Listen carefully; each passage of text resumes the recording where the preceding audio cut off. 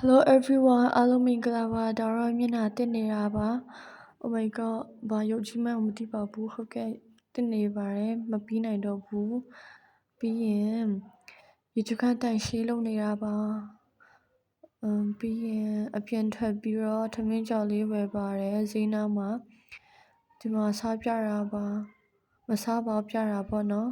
ဖះเจ้าသွားပါတယ်ဒီဘွေလေးနဲ့တော့ပါပြီးရင်ညီမလေးတွေနဲ့ပါပြီးရင်ထမင်းပြန်ချက်ပါတယ်ဘာကိုချက်လို့ချက်မှမသိပါဘူးပြန်ဆေးပါတယ်ဒီမှာဆေးနေတာရှက်ရှက်ဖွားနေတာပေါ့နော်ပြန်ဆေးတယ်ပြီးတော့ရင်ပြန်ယူပါတယ်ထမင်းယူရမို့ဟုတ်တယ်ဆန်ယူတာပါပြီးရင်ပြန်ထည့်ပါတယ်ထည့်ပြီးရင်လည်းပြန်ဆေးပါတယ်ဆေးပြီးရင်လည်းပြန်ချက်ပါတယ်ချက်နေတာပေါ့နော်ချက်ပြီးရင်တောင်ဖီလာတော့နေတာပါညီမလေးတွေနဲ့ပြီးတော့ရင်ဒါတော့ကနေရပေါ့နော်ပထမမှာအကောက်အကုန်လုံးမားပါတယ်တခုမှမမှန်ပါဘူးဟုတ်ကဲ့ကျေးဇူးပါဒါကတော့အနောက်မှာကနေတယောက်ချင်မှာပေါ့နော်ပြီးတော့ရင်ကျေးဇူးပါဒါလေးပြောချင်တာပါ bye bye thank you so much